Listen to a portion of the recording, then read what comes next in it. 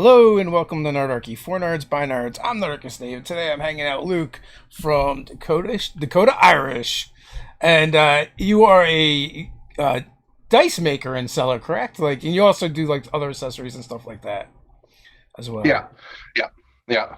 I make stuff. You make stuff. I design stuff and make stuff. Yeah. Do you are you one of the handmade dice makers? Is that how you started, or what do you No, do over there, actually, Luke? yeah, my stuff was actually my background's more woodworking, right? So the dice, I design the dice and I work with suppliers that create them for me, right? Because dice making is actually, I don't know if you've ever done it before, but because you're working with acrylics and resins and everything else, and it can be quite kind of dangerous and you need specialized equipment for it. So when I was like, oh, I want to design dice, but I want to kind of design it at scale, I was like, well, there's no way I'm going to be able to do this handmade. So I knew through the business stuff, I knew suppliers and things. So I was like, hey, I've got these designs. I want to make these designs. They're like, yeah, sure. So that's kind of how it kind of rolled. Now I've got like 3 or 4, 5 different companies that I work with who make the dice for me. So Yeah, I mean, it's really hard to create any kind of sustainable business where with anything handmade, right? Like, it's it's a cool thing, and people like to tout it, but at the end of the day, it's like to make it sustainable, you have to charge so much, and from a business sense, it's just not scalable, right? You can whatever you're making, you can only make so much of any given thing. But like if you're designing it and you're able to manufacture it, then you can have the joy of seeing like thousands of people with it instead of three.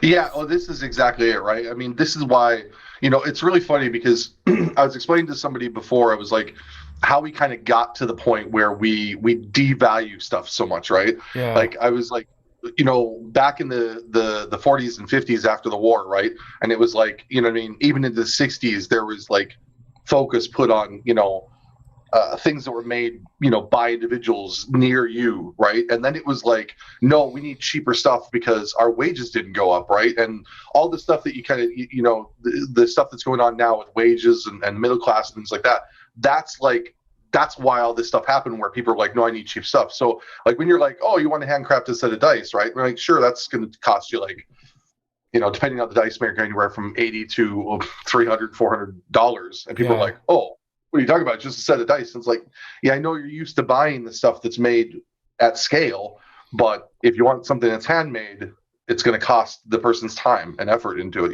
This is exactly like you said. It's just people don't, and they don't have the money for it either, right? I mean, if they buy something, they want to buy something that they feel like they got real value out of it when it's handmade. And like the trays and the woodworking stuff that I do, that's all handmade. Like I make that myself. That's all handmade here. But like that's something where you can be like, that's a showpiece, and you're like, yeah, I spent money on that type of thing. But like yeah. dice, it just I don't. I mean, I know there's gonna be handcraft people on here right now. They're gonna be like, what are you talking about? I make great living with it. I'm like, no, I know that, but like you said, 3 people versus thousands. Yeah. So Well, I mean, there's a difference between having a job and making a living and creating a successful business. They're not necessarily the same thing. And also, I'm not trying to disparage one or the other, right? Like they're both viable. It just depends, what do you want out of life? What do you want to do? Like it's one of the reasons why I'm on YouTube and not Twitch, right? Because yeah, on Twitch, you're creating a revenue stream and creating income as long as you're working, as long as you're there doing the thing. On YouTube, it's like I do the thing, I put it up, I don't have to look at it ever again, and I can go make a new thing to go to work for me again. So I don't know. It's it's a actually my brother-in-law had that problem, you see, because he was on Twitch, yeah, and him and my sister, like there was loads of issues where because he would have to be on Twitch all the time, yeah. and they're like, she's like, we don't really have a life, like, you know what I mean, because you're constantly like our life is around you streaming. You like see But like these Twitch streamers, like the big Twitch streamer meltdowns every once in a while. Like they'll pop up because like they like flip out or freak out live or something. And yeah, because you're it's just so much sorry, I'm pressure. laughing. That's horrible, but Yeah, it's well, like, it is like so. It's weird, right? People are because like it's easy for people to dismiss the fact that what they're doing is like they're doing like either they're talking, they're playing games, they're playing video games, and they're like, "What are you complaining about?" But it's easy to say that when you don't have the pressure of like that thing that you really like doing is now what you do all the time. And if you just stop doing it, right, like the money will stop coming in. And at the end of the day, we all need to pay our bills, right? So like it creates this like stress and pressure. Whereas like with YouTube, what I like is like I can go on vacation and just like maybe I have to load up a bunch of work beforehand and have everything ready to go, but like I could be on the beach somewhere and not think about it and not have to do anything and still like not worry about your livelihood. So, yeah, I think it's like kind of that's such a really good point, right? Because I think it's definitely a generational thing, right? I think that a generational and maybe a cultural thing, right? We put value on like our time, right? Like it's important to us to spend time with our family and this sort of thing. Whereas the younger generation, it's like, the value is put on like they do the Twitch streaming and the Discords and stuff like that because it's like this personal touch thing. So all these fans feel like they have a personal touch in with the person, and that's kind of what they're willing to pay for. Whereas, they're like, oh, not that they wouldn't pay for YouTube, but or the other things, not that they wouldn't pay for those things, but it's kind of I think it's almost a generational shift, to be honest, Dave, where they're like, it's like moving towards this kind of service element as opposed to being an entertainment element. I think in some ways it's it's like we've moved into this attention economy, right? That is it for us, we're a little bit older, so it's like completely different, but it's like the norm. It's like, what it makes me think of, and I've heard this comparison before, it's like high school being blown up onto like this global scale almost, and like you never get out of high school. So the cliques are still there, and like you're still trying to be popular, or at least, skate under the radar of bullies or whatever. It's just like so different. But it's so I haven't heard that one before, but that's so appropriate because it really is, right? Like we were talking about TikTok before the stream happened, right? And like I was looking at this and I'm like, the crazy things that go on social media. Like, I don't know if you find this, but there's often times where I have to take a break. Like, I'm just like, oh my God, like you're almost getting, it's too much drama and constant problems, and everybody's little problems are blown into these big issues, and you're like, oh my God. It's so tiring. So DM Guru 2 is in the chat and he's got a question, so I'll pick this out real quick. So dice are clearly something that people absolutely love, probably more than D&D. What challenges do you face with such a vast sea of competition? Oh God, yeah. That's a really good question. The challenges are really now it's like getting original ideas and original designs, right? Like everything's an iteration of something else, right?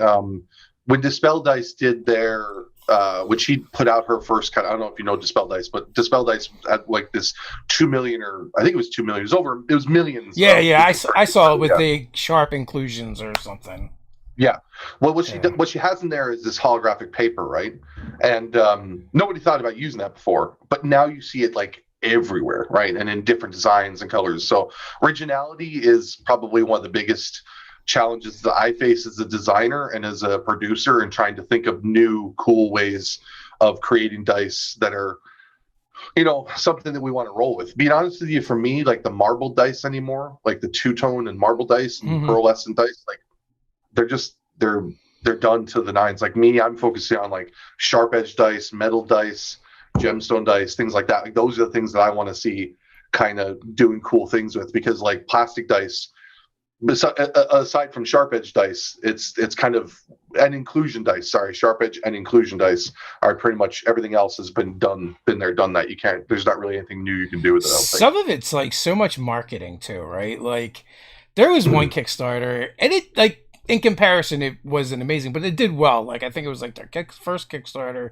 I think they did 6 figures, and they presented it a little bit different. I don't want to like actually call out the people that did it. Yeah. But they presented it a little bit different, kind of nichey. But at the end of the day, I'm like, these are the dice I can just buy from China that they're always sending me emails for.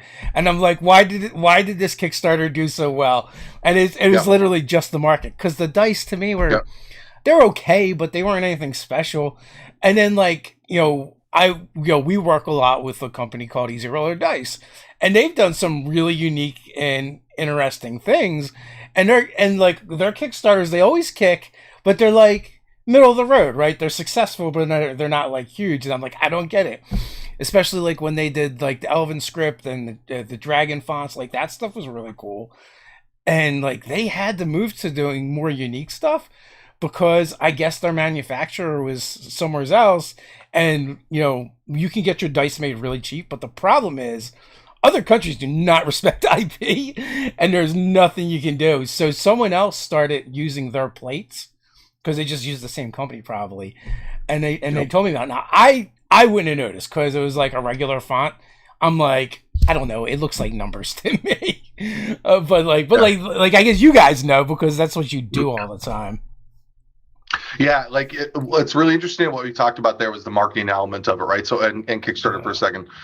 Like I did Kickstarter for my Dragon's Breath series, right? I designed these really awesome, they're nebula style dice, right? And it was like I had really cool different colors, and the idea was that each of the sets would kind of represent Dragon's Breath, certain ones. So you had like green dragon, blue dragon, white dragon, blah, right?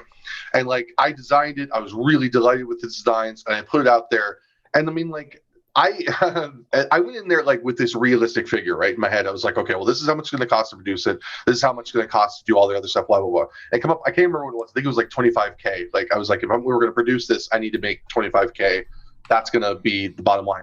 We didn't even go anywhere near that. I was pushing that like crazy, and I was telling everybody else to push it like crazy. And I had like a professional video done, and I had like a bunch of graphics done and everything else. And what I realized in that moment when I was looking at it, right, and all the feedback I was getting from people were like, oh, it's the same as other sets of dice, even though they weren't, right? They weren't dice that, like you said, on that one Kickstarter, which happens all the time, by the way, where like somebody goes and they buy, like some dice manufacturer comes to them and is like, oh, hey, here's some dice. And then they Kickstart with those dice. That happens all the time, right? And it wasn't even anything like that because I created them. They were specifically mine, that nobody else had them. But because they looked so similar to these other designs, they were just like, no, I want nothing to do with it. So what I realized with Kickstarter is it better be super unique to the point that they've never seen anything like it before, or you better be the best damn marketer this side of the Yangtze, right? Because I was like, if you don't, you have to market the crap out of that and PR the crap out of it and everything else. And that for me, I just kind of went, on Kickstarters, just kind of went, no, I'll pre-order everything on my website now because I was just like, I can't deal with Kickstarters. Yeah. Well, I don't know. So, like, people ask me often, like, about Kickstarters, and I'm like, and they want like a secret, right? And I'm like, there's not really a secret. Just spend a bunch of money beforehand, right? Unless you have like, a built-in audience. You need to figure out where the people are that want the thing that you're going to put on there, and then go spend a bunch of money over there so they'll see it. And then probably you'll do much better than you would have otherwise. And that pretty much is hold up. Like our Kickstarters did really well, but we also spent a bunch of money and put like 5 years into building a brand and and name recognition. So, yeah. But oddly enough, I will say the benefit of Kickstarter is that like, half the people that end up backing your project have never heard of you before. So it actually becomes like a pretty good marketing tool. Yeah, see, like I thought that as well. I don't know. I have two things going at the minute. I have two new products that I'm putting out that nobody's ever seen yet. And I'm like, will I kickstart them? I'm actually in that moment right now this week trying to decide, do I kickstart these two projects or not? Because one is a dice project and the other one is a wood project that we're doing. And I'm like, I don't know, man. Like you said, I suck at PR. Yeah. So, I'm really crap at PR, so I'm kind of like, I don't know. You never know. You might see my Kickstarter again. That's funny too. Like I also have known people that would do a Kickstarter and it would fail, and they would just then rerun it again like 30 days later or whatever the minimum was, and it would change nothing. Yeah, exactly. Yeah, because there has to be that je ne sais quoi over there, right? Like I don't know what it is. It's just.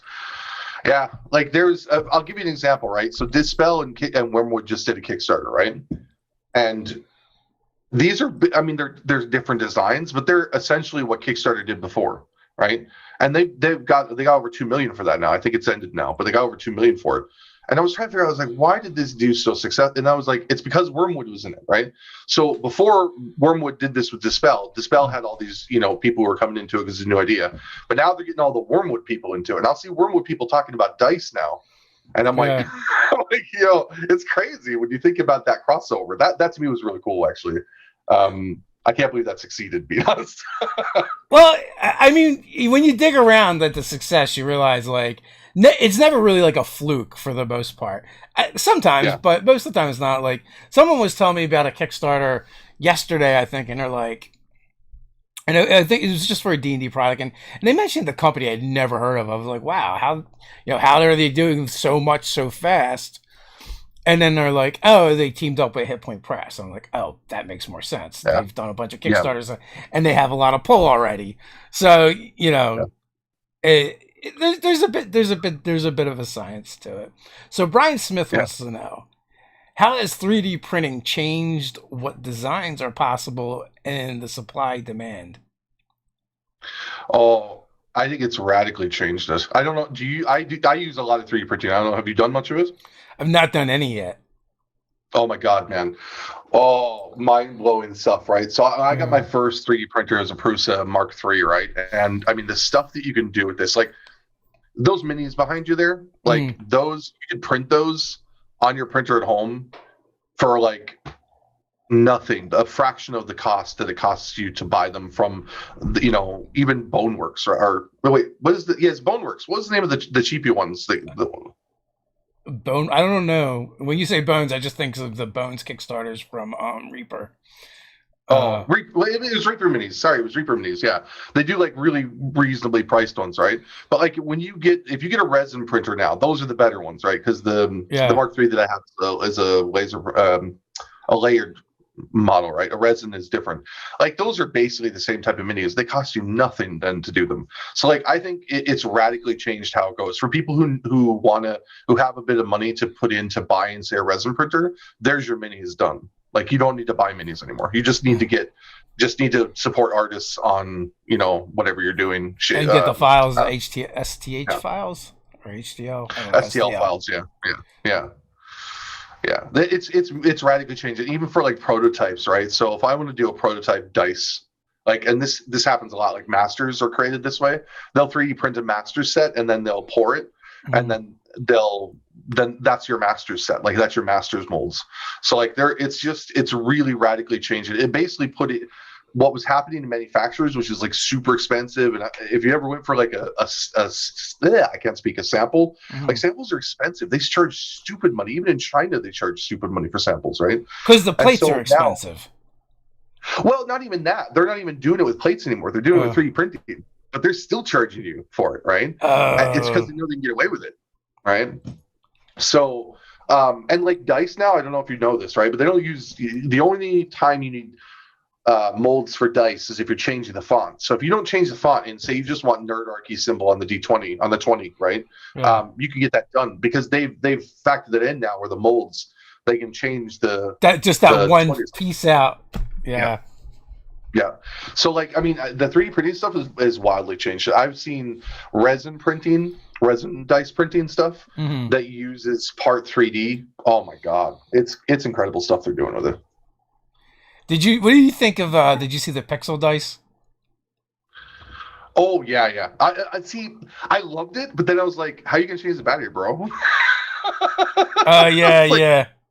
How are you going to change the battery? They're like, even better, you don't. You spend another $200 and get another set of dice. Yeah, exactly. You just got to buy another set. Well, you know what? I was talking to the folks over at Shard, and they brought up an even better point. It's like, yes, you can roll your dice and have them show up on your screen or whatever, but it kind of defeats the purpose of a lot of the online tools that we use, because like, how will the dice know your rolling perception or making attack roll? You still have to do the math. Yeah. I don't know. I call me old school, but I like the tactile feel of having dice as well. Like, so I like looking at them, rolling them, happy to look at them, I don't like the whole idea of digifying dice for some reason. I don't know. Just call me a purist, but I'm just like, yeah. I like the whole physical sensation of it, like the sound of it rolling and everything. Like, I mean, it's cool because I love tech, so it's cool from a technological standpoint. But Yeah. I would never use one personally, anyway. Well, so like I use both. Like I'll generally use whatever medium I'm playing in. I do like the D&D Beyond dice, and just like digital dice in general now can do things that physical dice can't, because they don't have to. They're not bound by physics, right? You know, so they can do cool things when you roll, the maximum on the die and stuff like that. But also when I play in person, which will be happening for the first time in a year or more. I don't know. I guess it's over a year now. Feels like forever, right? But yeah. I'll have my satchel of dice with me, and like, my ritual of, dumping them out on the table and sorting them while we play. Yep. There's something about that, isn't there? Yeah. So I guess what I'm saying, I can enjoy either, right? Because no matter what, I'm going to roll terribly. So, it doesn't matter. It doesn't matter. I'm the same, man. I no matter what I roll shit. It's a joke in the group, right? It's like my group gets away with everything because I roll so bad. So when I'm DMing, it's just constant. Like they can expect ones all the time. And I have a thing in my worlds where if somebody rolls one, player a monster, right? Then I roll like on a D100 scale to see what bad shit happens, right? Just for the fun of it. Some of it's stupid, some of it's like one guy rolled it, he lost like a pinky toe. You know what I mean? Most of the time though, for the monsters I play, I'll be like, oh, the monster turned around and attacked his buddy, for 4 damage or something, But yeah, like, and so it creates some fun times, but it was just so funny because I never rolled 20s. And then we were doing it in Discord. We were doing Discord roll 20, and Discord has like a bot, and we'd be doing the bot thing. I hate it, like tick tick tick tapping or whatever. And it was like this happened. The guy rolled sneak attack, got 111666. Like that would never happen in real life. You question the validity of those dice. Exactly. I'm just kind of like, I don't know.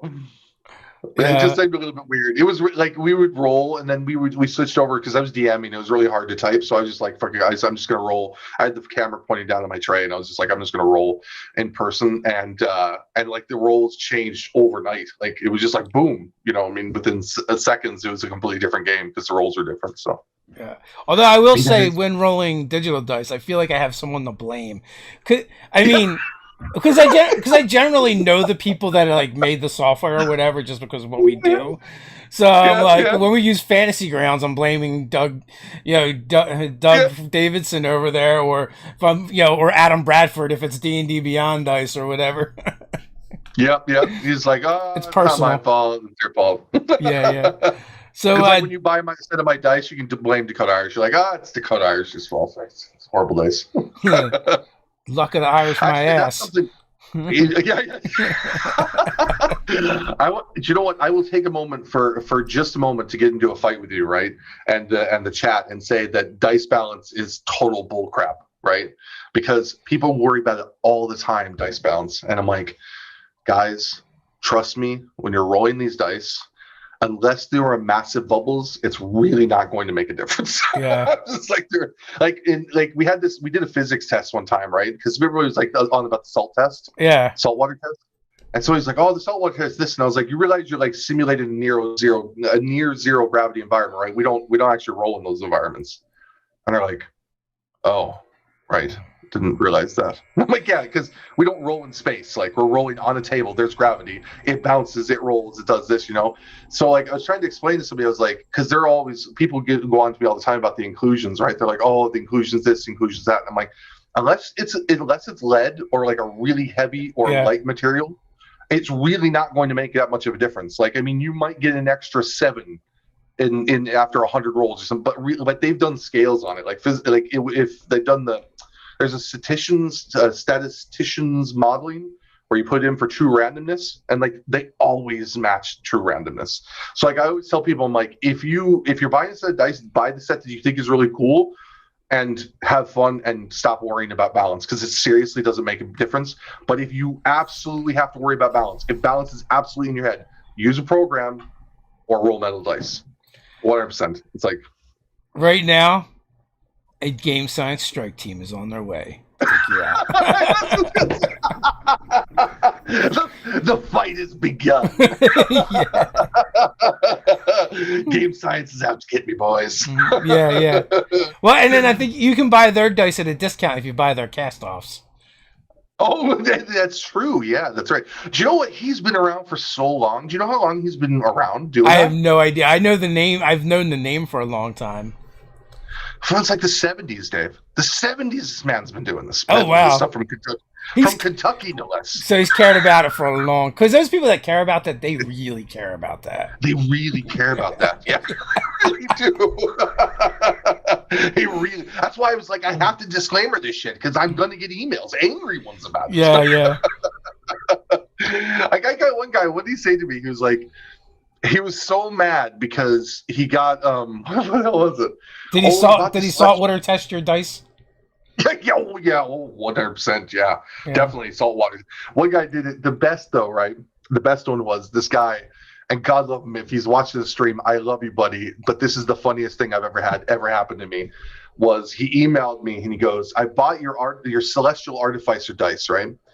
So the Celestial Artificer dice are like, there's kind of like a quarter of it is kind of this cool glittery kind of purple stuff, and then the other quarter of it is kind of clear with glitter, and then it's kind of sitting on that first layer is a gear, and it's done like that on purpose, right? Or a couple gears, right? Because it keeps the gears mostly centered, so then you won't have balance issues, right? Because if the gears were like on one edge, it would totally throw out balance, right? So anyway, his first complaint was that the gear could only be seen from certain angles. That was the first complaint. Yeah. Even though it showed it in the pictures, but that was his first complaint. And his second complaint was, and he sent me a chart of 100 rolls for every one of the 7 dice that he bought. And he charted it. And the best part about it, Dave, was that it completely matched statistical true randomness graphs. It was completely fine. And he was like, you can see clearly that this, and I'm like, no, buddy, it's actually true random, but I will 100% replace your dice for you. Oh my God. I'm sorry for you that you have to deal with that probably on too regular of a basis. It's just weird what nerds care about. I feel like you should get these new generations. They're not going to care as much. They're too busy TikToking to put their dice in water, to waterboard their dice. No, I agree with you. They don't really care. They're like, pretty dice. And you're like, yep. Yeah. Although I have had people angrily email me about their missing panda from the D4 and the panda set. And I'm like, dude, it says on there clearly the pandas are too fat to go in the D4. So there's no panda in the D4. Did you just fat shame the pandas? Exactly. I was like, fat shame the hell out of those pandas. You know, too fat to go with those dice. You know what you need? You need that. Have you seen the GIF with the panda where they added lasers to it, but the panda's like rolling around? You need the ball form of the panda for the D4 to make it a little smaller. Yeah, exactly. Yeah. They'll be like, why does the D4 have this black and white ball in it? Well, it's a panda. Doing combat rolls. Exactly. He's a rock combat roll panda. That's his. Yeah. I've stolen that idea now, Dave, and there will be dice. Nice. Well, you should do the kitten yin yang. So we ended up with a bunch of kittens somehow. Like we have a neighbor that's not very good at taking care of their cat. So it comes to our house for food. And it's been coming here pregnant for a while. And my son is like, it's not a matter of if that cat has those kittens on our front porch, it's when. Because we also had an outside cat that we would feed as well. So we would end up with a lot of other cats from the neighborhood. So we ended up with these cats. Well, last night I look over and 2 of them are like laying cuddled together, head to butt basically, but they make this like perfect like swoosh where they look like a kitten yin yang, and it was one was an orange tabby and the other one's a gray and black tabby. So I want to see some kitten yin yang dice. Oh, stop it! I definitely the cat dice and the dog dice, right? So I have dog dice. I was in the works. I actually was designing dog dice and cat dice, and they didn't work out the way I kind of wanted them to. And then one of my suppliers was like, "Hey, I made these dog and these Hello Kitty dice," and I'm like, "Fine." Of course you did. Like, fine. I was already working on these, but yours is better. Fine. Yeah. But cats, man. Like, I have 2 cats. They're shop cats here because mice. It's a short workshop. Yeah. And like, I'll find just today. I came in. I found like 2 shrews on the floor. I'm like, oh, so I have to stop feeding these cats so they actually eat these mice. Well, that's funny because just before so the kittens, we had them in a box, and I'm like, well, this isn't gonna last. Then we had them in a tote. Then I was like, well, they're about 3 days from getting out of there. I'm like, you might want to do something with them. So they took over our dog's crate, and they're kind of like living in there now. At first, the dog was not happy about it, but now the dog's favorite thing is to watch the kittens. Yeah. Yeah, Dogs so are funny like that, man. They just kind of adopt them, right? They don't mind that they're cats. The cats are like, shh, go away from me. You know what I mean? yeah. Well, the kittens all like to attack her through the bars. But I want to say like the last 2 weeks before we brought them in, the dead things were showing up because the mommy cat was like trying. All right, like you guys are on your way out because this cat is always pregnant too. And she's like, you guys are on your way out soon because I'm going to probably be having more kittens soon. But like, like the shrews, like you said, moles, voles, and baby bird the one time. My wife is trying to get the baby bird away from the one kitten, and he's like, arr, arr, arr. We have a big fat orange Tom, right? His name is Sir Mustaphalus the Wonder Cat. Right, my wife names these animals. She's brilliant, right? So we call him Sir, right? And Sir is like he's neutered, indoor cat, but he's like the most epic hunter I've ever seen in my life, right? And we live up on the mountain here in Ireland, right? And there's loads of bunnies, Dave. Like there was a field one time. Oh no, when the bunnies. It was just like bunnies everywhere in this field, right? So we were outside where I was looking, I was like, oh, the cat's got something, right? And he's caught birds, he's caught, whatever, mice and stuff like that. And I look over, I was like, oh, he's got a bunny rabbit, right? And he's got like, it wasn't quite a year old, right? It was an adolescent bunny. Yeah. And he just messed with that poor bunny until he killed it. Like, it was so tragic watching him mess with that poor bunny. And you're like, you try to get it from him, and he like, and he runs off with it. And you're like, oh, cats, God. Yeah, cats are sadistic. So mean, man. We had a friend, and they had a cat that was like that, so they put a bell on its neck. And because they had to, because they also had a bird bath, right? And the bird bath just became like this death zone for the birds. So they're like, all right, we'll put a bell on the cat at least, so this way the birds will have a warning. Didn't matter. Yeah.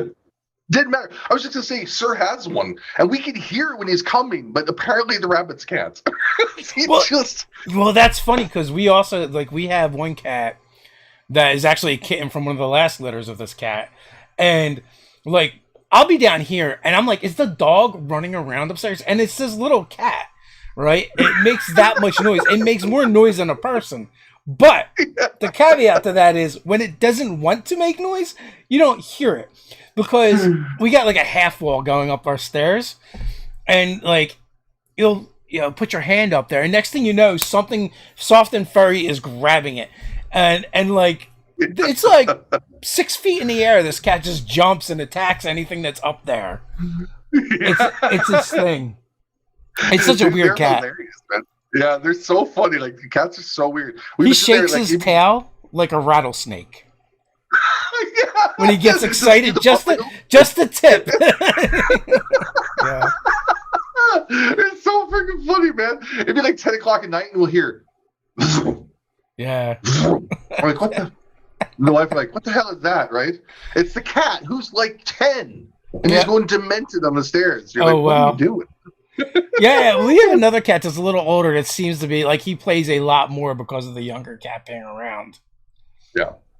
It totally makes them young, man. Like it brings out the kitten in him. Like he would always play anyway, but he was like lazy about it.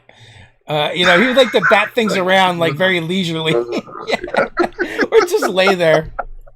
He'd be like, "Oh, I think I'll gonna play with this catnip thing for a while. So we jump in the chat and grab some of these questions. Sure. DM Guru, what particular speaks to you as a designer and gamer about a set of dice? Oh, for me, I'm gonna be honest, right? I'm really struck by the sharp edge dice. In fact, so much so that, and the suppliers that I have, because they have their own designers, are coming out with some of the most spectacular stuff I've seen, and they're actually sending me some, like the stuff they're doing with it is just incredible. Like, and it looks really, really good. So that's the type of stuff that strikes me. Like when Dispel dice came out, that struck me. I was like, wow, that is such a brilliant idea. You know, using the holographic paper, like, so it's those kind of designs that kind of, but readability. If you want to know, like, it's dice, but if you want to know one of the most challenging things about dice design is designing dice that look incredible that are also readable. I feel that in my bones. Like, you'll get a die and roll it, and you're like, if you're like, you're in like dimish light and it's not really bright, you're like, what is that? Yeah, you're like, is it 19 or 16? Yeah, exactly. And I'm older, so my eyes aren't what they used to be. Yeah. Yeah, like I always thought it was an old guy thing, but it's totally not. It's 100%. Some were just stupidly not readable. Yeah. So DM Guru, what's stopping anyone from being serious competition to a service like Hero Forge? There's ones already springing up, but I would say it's the software. I don't know who Eldritch Foundry uses, but Hero Forge, they don't print the dice themselves. They're printed through Shapeways. Shapeways, yep. Yeah. In fact, actually, I was gonna, and I will if I get my way, but my wife won't let me buy another 3 input. She's like, you have to pay off those €3 anyway. But if I get my way, I want to actually start printing them because it's so easy, man. All you have to do is send me an STL file. I pop it in the 3D printer and it's done. Yeah. So, like, I'm seriously considering doing it on a small scale anyway. So. Yeah, I mean, we used to work with a guy that did that, and we would sell some of his stuff on our site. And he would have, like, I don't know, I think he had 9 of them going in his house at any given time. I'm like, man, your house is going to burn down. Yeah, exactly. It's going to go on fire at some point. Because I think, like, Shapeways, I think they've got, like a warehouse, right? Basically, of giant printers going. Yeah. Oh, that's crazy, because, like, they can 3D print anything now. They can 3D print houses. Yeah, I was just going to say, they're 3D print houses, man. Like, it's incredible what they can do, yeah.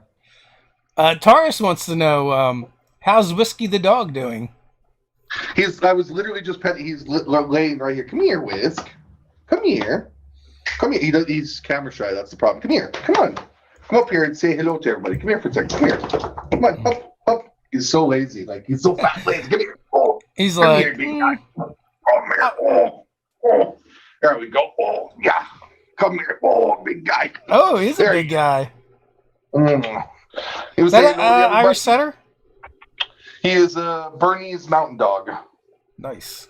Yeah, he's a big guy, aren't you? A big lazy dope is what he is. Because look, he doesn't want to get up there. He's like, oh, let me go. How old is he? He's 4. So they only live about 8 to 10 years. So that dog's gonna break my heart. Yeah. We had Chocolate Lab for 13 years. And like I've always had dogs growing up. My wife hasn't, and so that was like the family dog that we got. And he lived 13 years before we had to put him down. He was about 100 pounds. Yeah. And now we have a rescue that we had gotten, and she's just over a year now. She is a Shar-Pei Mastiff mix. Wow. Yeah. Wow. Getting dogs now is so weird compared to when I was a kid. Like I actually, I'm a little bitter about it, right? To be honest with you, because when we were kids, we would never pay for dogs. Like they would just show up. Like someone in the neighborhood. Yep. I guess maybe people are just better pet owners, sort of. But a dog would show up in your life, and you would have a dog, and that's how it always was. Until like I wanted to actually get a dog as an adult, and then I'm like, the first time we went with the breeder, it was super easy. And then the next time we're like, well, let's do this a little bit more responsible. Let's see if we can't find something, that needs a home and get a rescue. So I was like, I'm fine with a young adult. But my wife actually found a 4-month-old puppy, but it Yeah. took about 6 months for anyone to even like get back to us. Like we were just Really? like Yeah. emailing and calling places. It was such a hassle, and it isn't any cheaper than buying a dog, rescuing one.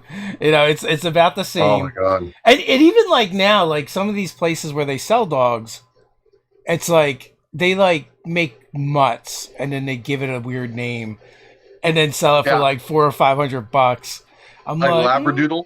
You're like, that was a mutt, dude. That was somebody made a mutt. yeah. Somebody made a mutt. Well, you and know then what? sold So your ass on that one might be a Labradoodle. real breed now. But like Yeah, you know, yeah. I've seen other dogs where it literally is like just they whatever and they just name it. It's so weird to me. It's a Yeah. pet scam. It is. Come here. Has pet prices gone stupid over there like they have here? Because like I'm going to tell you something. He cost me about €800 when I got him 4 years ago. To buy him now, about $4,000. Oh wow! He better be made out of gold. Yeah. There was Jack Russells, right? You couldn't give away a Jack Russell in Ireland, right? I mean, they're like rats, right? They're very annoying dogs. Yeah, very annoying. €800 now to get a Jack Russell. Wow. I Now was like, there ain't no way. this dog through the rescue was like $400. And it was like, yeah, they had the shots and she was already fixed, so like that wasn't bad at all. Oh, okay. But and I guess like the dog we had gotten before, the lab, was like $350, but at this point it was like 15 years ago. And they also showed, like, a guy showed up with a pickup truck with a bunch of dogs, like, pick one, and also had some Jack Russells as well. And like I wanted a lab, and my son at the time was like 3, and he's like tugging on my sleeve. But Daddy, I want to show you the dog I want, because he wanted one of the Jack Russells because they're little. There's no way that dog is going to tear your face off. For one, it's gonna kill you. Yeah, kill you straight up. Because you know what, that little dog would have never put up with that lab put up with my kids when they were little. No way. Exactly. No way. The Jack Russell, and they have the short man syndrome. Yeah. Man, no way. And they're super hyper. They need a lot of exercise. I no offense to anybody who has Jack Russell, by the way. I'm sure they're lovely dogs. They're not for me. They're high maintenance. And there's nothing wrong with it. They're just a high maintenance dog. Well, like in fairness now, Shar-Pei Mastiff, that's something else, man. Like Shar-Pei Mastiff, Mastiffs are very family-oriented guard dogs, and Shar-Peis are the same. Like that. Yeah. I'd say she don't let anybody near the house. So she loves people. She loves little animals. Dogs, she chooses violence every time. Every time. Like she's 50 pounds, but she has got the most vicious bark. Like she's always had like an obnoxious bark, and at one point she only had one bark.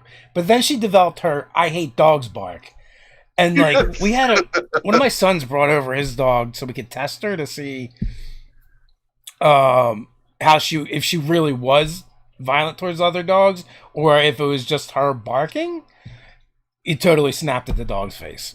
So I'm like, my God, I mean, I pulled her back and she didn't get him, but like she gets the war mohawk. Her whole spine goes up from the tail to the back of the head, and she just gets like super low, and she's there to do battle.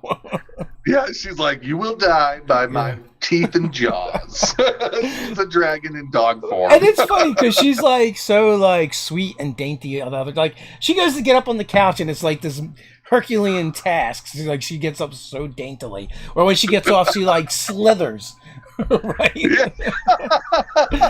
But then you see. Speaking of slithering, what's your next campaign going to be? As far as anything, I suppose. Yeah. So, right now we're playing our Quarter Worms game. I'm running a bunch of games. I'm running a Monster of the Week game, a Quarter Worms game, and then me and Ted are going to switch, because what we do is like me and Ted are in the same game, but we like alternate the game every week. So there's like 3 DMs. And I Oh, think okay. in 5 to 6 sessions, I think we're gonna have to answer that question. But they're monthly games, so we got time.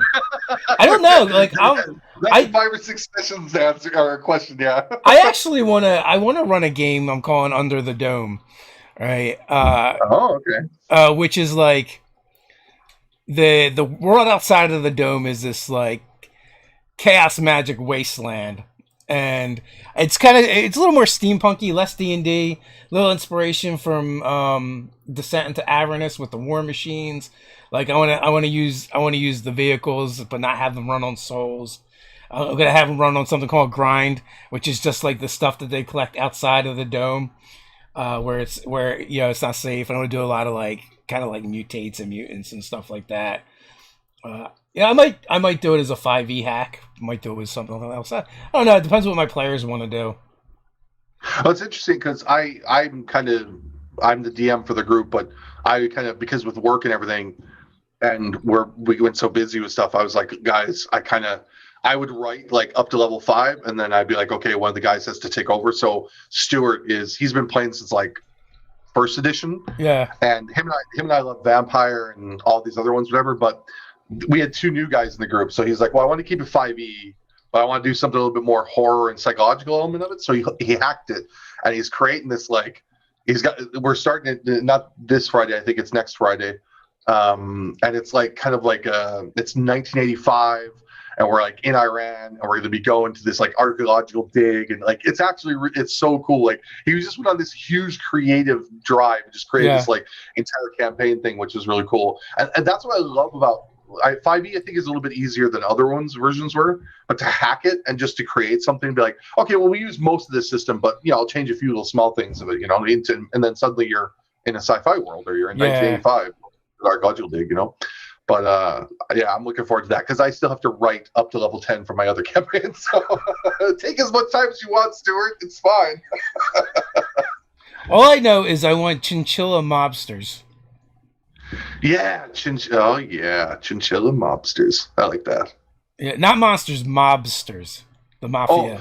Did I say monsters? Sorry, I meant mobsters. Apologies. I could have just misheard as well, but no, because so we have chinchillas, and they're kind of jerks, right? Like, yeah, they are, man. One, a chinchilla can chew through anything that is not steel or glass. And we used to have ramps because they have like this like 3-story cage that they live in. Used to have ramps before they chewed them all apart, and we gave up on it. But like one of them would be going up and down the ramp, and the other would be at the bottom or the top trying to flip them off of it. So I didn't realize they're such bastards. Wow. Yeah, and they're super soft and adorable, but they are bastards to each other. And like you'll have their cage like spotless before you go to bed, and then you wake up and it looks like the morning after a frat party. They just wreck everything. They flip anything that can be flipped. We had to recreate some of the platforms out of metal because the plastic ones they chewed through. For a while they had these like escape hatches, but eventually they wouldn't even hold up anymore. We gave up on buying them the critter habitats because they just eat them. They don't last very long.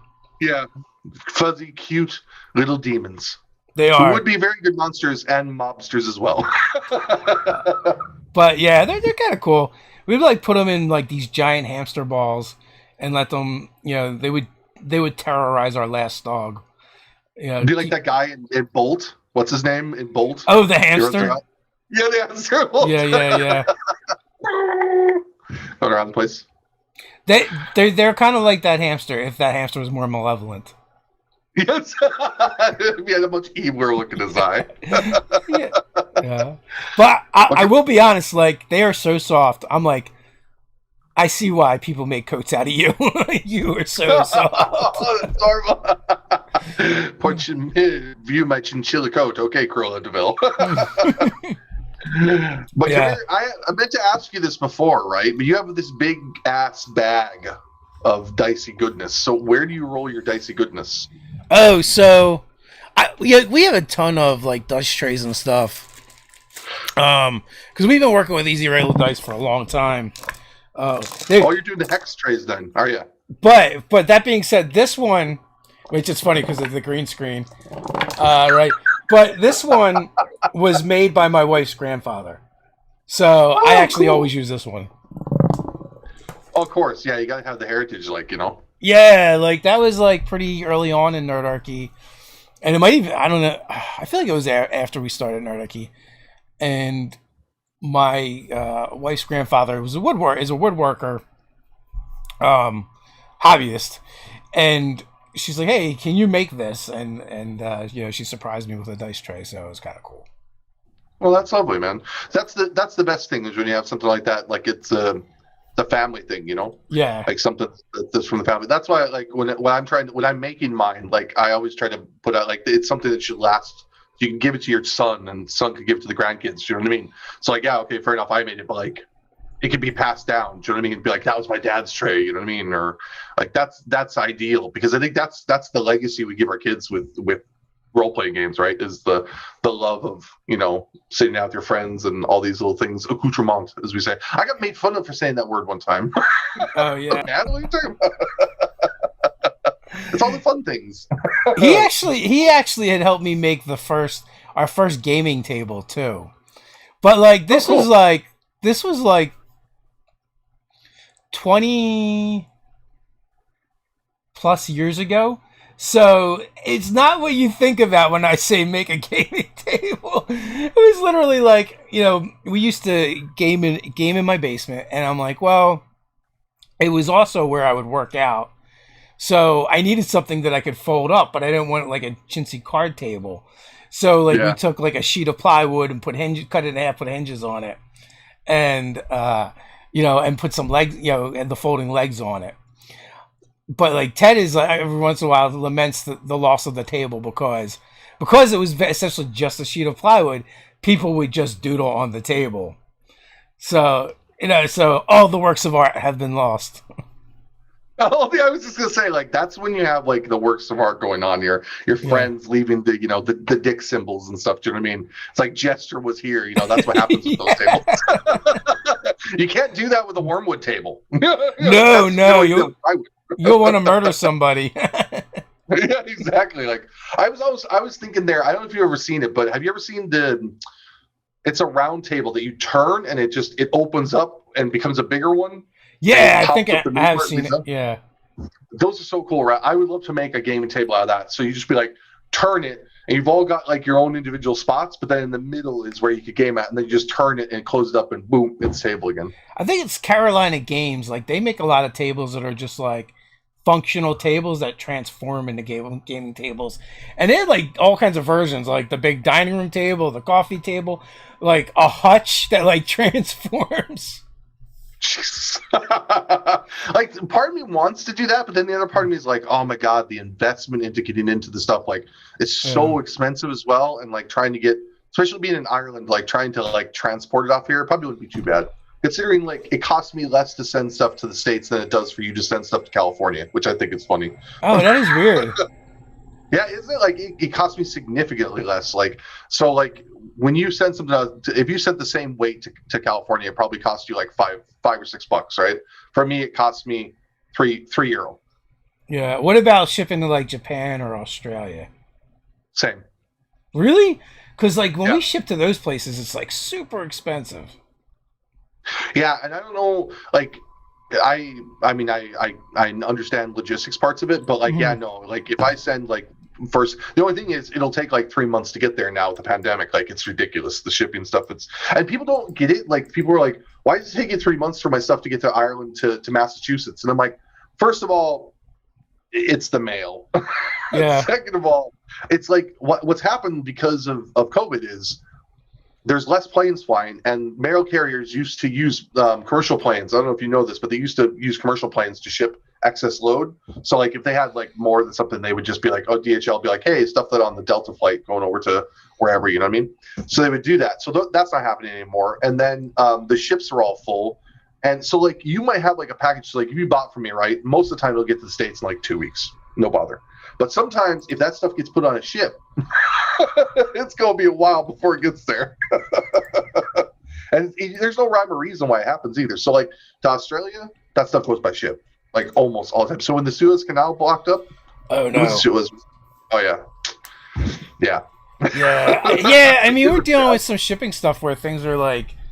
There's been a couple that have been like, we've gotten the emails from like Canada, and where the person, they're like, they don't want it because there's a tariff. I'm like, and then they get mad at us. I'm like, how am I supposed to know what your country does?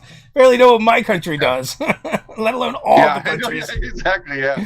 But you know what really sucked was the UK, right? So the UK is a big big trading partner with Ireland, and I had two people there. So we have a really big, thank God, we have a big backlog of trades at the minute. So I'm making trades constantly, but I'm about 2 or 3 weeks behind, right? So I'm making these, whatever, and I send these out. So it's a couple weeks since they ordered them, and all my trades go out by courier usually, right? And so it gets over there, and I think it was FedEx is the one usually that we use, and FedEx is like, oh yeah, this order has. No, sorry. The customer comes back to me and they're like, "Why am I getting charged like £45 for this dice tray?" And it's because Brexit, because UK decided to exit, and they have no trade agreements with anyone. So like everybody's getting charged. So if anything goes into the UK that was not made in the UK, you're getting an import charge on it. And constantly people are coming back to me like, "Oh, hey, what's this about?" Now they're always really good once you explain it, but you're like, I hate it for them more than anything because I'm like, you're like, "Oh yeah, I'm getting my Pippi Oak, handcrafted dice tray," and they're like, £45, please. Then I'll give it to you. It's like, oh. Yeah, it's brutal. Yeah, we're learning about that stuff the hard way. Oh man, I was actually thinking one time I might set up like I don't know, they do this in the States where they have like fulfillment centers, you probably know that now, but like doing something like that, but for Ireland, for like other people, because there's actually a Dice Bound, I think they're called. They're a Canadian company, and they're like, "Oh, will you carry our dice for us and then ship them to international customers and stuff?" Because Ireland has like trade agreements with the U.S. and stuff via the EU, so basically, like I can send stuff over there easier than Canada can send it to you, type of thing. Right? So I was actually thinking about that. I might maybe that's a side business idea, Dave. I think someone was telling me about like. If you set something up in like a certain part of Ireland, it sounds like some kind of laundering scheme to me. But I think it's Northern Ireland. If you set up a fulfillment center, like they can ship to the UK normally and the EU normally, just because of the way Brexit affected them or whatever. And so companies are starting to do things like that. Yeah, it's not quite that simple. It used to be that simple because. But it is still a little bit like that. So basically, Northern Ireland enjoys this special status of being in the UK, and you're probably one of the few Americans I know who understand that Northern Ireland is actually in the UK as opposed to part of Ireland. Everybody's like, "You live in Ireland?" And they just don't get it. I don't blame them. I didn't really get it either before I came over here, but yeah, it does because they're in the UK, and also the EU is because of the Good Friday Agreement, which anybody our age would remember quite well. The Good Friday Agreement. Means that Northern Ireland gets to enjoy the status of being a part of Ireland as well as being a part of the UK. So that means generally goods would move. But then when the UK Brexit, they're like, nope, there's going to be a border down the Irish Sea. And all the unionists up north were like, pitchforks and stuff like that now. So I don't know how long that'll stay, to be honest. Yeah. How did you end up in Ireland? Well, my wife's Irish, so I met her on a I can't believe I'm going to say this, but this will be the only time I ever say this anywhere online. I met her on a Vanessa Carlton website when I was like 21. I don't even know what that is. Yeah. It sounds familiar for some reason, but I don't know what it is. You should. You live in Pennsylvania, and Vanessa Carlton is from Pennsylvania. I mean, come on, Dave. Well, we're actually in New Jersey, so. Actually, that explains, because you're talking. I was like, he has to be really close to like the Jersey side, because that accent is not a Pennsylvania accent. Yeah, we were in South Jersey. Like we filmed like 15 minutes from the bridge, right, to go into Philadelphia, and I live like halfway between Atlantic City and Philadelphia. Oh, nice. Yeah. Oh, that's cool. Yeah, well, anyway, it was Vanessa Carlton that I met her on, so that was why, and we just ended up coming back. We actually went back to the States in 2007, got married in 2007, went back. I was from North Dakota, and if anybody's from North Dakota, they know how much North Dakota sucks. And I love them, but at the same time, I know how much it sucks. And so in 2008, we came back here because, like, Ireland at the time, like, I could regale you with why Ireland has a much better quality of life than it does back in the States. But I would just suffice to say, I thought I would make better money my family would be better off. And they were, but the recession hit in 2008 and everything went to pot. So it was a struggle until about like 2017, 2013. But yeah, that's why I'm over here anyway, because there's family and more security and stuff like. So like if you're out of a job in Ireland, you're not screwed, because you can go and you can get support from the government until you can find another job. And like, it's not shitty support. It's not great support, but I mean, you could live off of it, and you could, you could feed your children off of it, and, and live a modest or a meek lifestyle anyway. You know what I mean? Until you could get better work. So Ireland saved our butts a lot in that regard. So I have a lot of time for it, but at the same time, high taxes and things like that. Like I pay a lot of money in taxes. So, oops, sorry, that was a little critical role ring there for people. Yeah. Yes. So yeah. So anyway, Ireland is just it's a nice place. Like it's a beautiful country. I love this country a lot, actually. It's really beautiful. There's a lot of really amazing things that go on in Ireland, but and definitely visit sometime if you're ever in the mood. But yeah, there's a lot of things I miss from the States. Well, I miss roads. Like, you don't really appreciate the size of roads in the States till you go to Ireland or the UK. I've heard stories because my in-laws, I guess for an anniversary, did a trip to Ireland, and they're talking about like, the roads, and then like, they got a flat or something with their rental, and having to try and pull off the side where there wasn't really a side, and finagle that. Yeah, well, the roads, man, are just big enough for cars to pass. So this is really interesting, right? So car sizes are different in Europe, right? And they're smaller, right? Mm-hmm. Most of us knew that anyway, but you can very comfortably fit two people in these cars. They're not small. In fact, I drive a Ford Ranger, which is it's a truck here, but it'd be a smaller truck. But like it barely fits in the road. Like when you pass me, my mother was having heart attacks when I first brought her over here. She was in the back seat, literally like, yeah. It's so close. Like you're this close from the other car when you're doing 60 miles an hour past each other, and it's like, yeah, I miss the roads sometimes because it's ridiculous. I'm surprised there hasn't been more people died in the roads here. Fairness. Yes, but you also got things like healthcare. Oh man, because we have public and private. So we have maternity leave and paternity leave. So like when my wife, here's something I'm going to blow your damn mind, right? My eldest son was born, Tristan. He's 13 now. He was born in North Dakota. So my wife had him, and she was back to work a week later. And he was in daycare from a week old, right? Yeah. Standard story. Most Americans know that story, whatever. My second child, she's 12 now, was born. Aurora is her name. She was born in St. Luke's Hospital in Kilkenny. My wife had 6 months maternity leave, and then she took another 6 months unpaid maternity leave, and then went back to her job. And my daughter was a year old before she went into daycare. And my third child was the same. 6 months paid maternity leave, 6 months unpaid maternity leave for Roshan to be off and be able to look after the kids.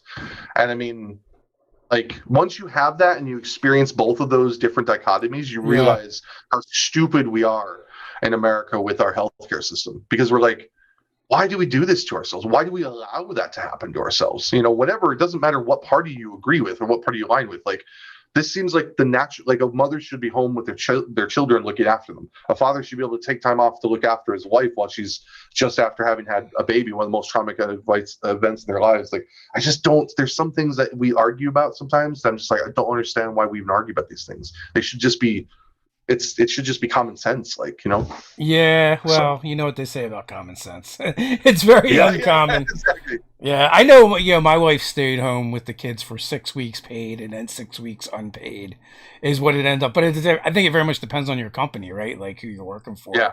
At the given time, and then we were lucky too, like because my in-laws were always close to us, and my mother-in-law used to run a daycare, so so we at least got to dump our kids off on someone we knew.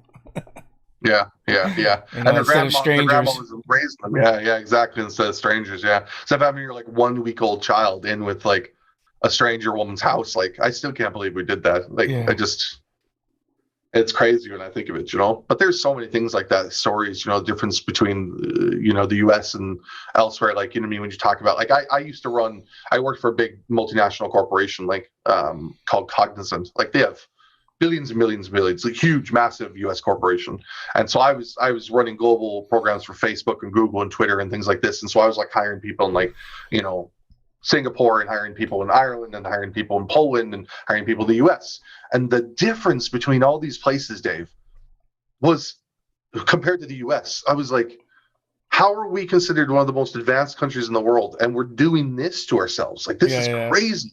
The stuff that we could do in the U.S. was, it was just crazy stuff. You know what I mean? You'd never get away with it. Even in, I can't speak for China, but in other East Asian countries, like I said, Singapore and things like that, like you couldn't get away with the stuff we could get away with in the States. Like we were hiring like Austin and stuff. It was crazy. Yeah, I think a big part of it is too is like we're very isolationist in the States. And like most of the people don't have the luxury that I have or you have, in the sense that I think just by being in the online gaming community, it makes you more internationally aware, because you talk to people from all over the world, right? And you get to see how different people do it. And also like I've met tons of expats, right? That I get to talk to and hang out with. Professor Bill runs a YouTube site called Comic Book University, and he's lived all over the world, and he's from Asbury Park originally, and lives in Canada now. And like it was like Halloween, and their son got hurt. Like he got his hand caught in the door, and they had to go to the hospital, to the ER, and he's kind of a ball breaker. So he's taking videos of the ER. He's like, look at these long lines, and there's like nobody there, and like they get up there, they don't have any of their information, like their insurance cards, credentials, and stuff. And like in the U.S. you couldn't do that, but they're like, oh well, here's my driver's license, so ID is like, oh, you live in Canada. Obviously you have health insurance, so they're able to just get it taken care of. So it's like the famous Robin Williams joke, Canada is just a loft apartment above a really great party. Yeah. So we are just past the hour mark here. Final words before we head on out. Final words. Be kind to each other. Love one another. I don't think we can say that enough right now. This is such a weird, wacky time. Like, I think hope is something that we desperately, desperately need. Like, that's something that I want to be doing through everything that I do is hope and like positivity and stuff like that. So yeah, I think my last words are, remember to love each other. Critical Role said it best, I guess, but just always, always, always be kind to each other. Even if you disagree, that doesn't mean you have to be an arse to each other. That's 100% true. Thanks for coming on. And until next time, everyone, stay nerdy.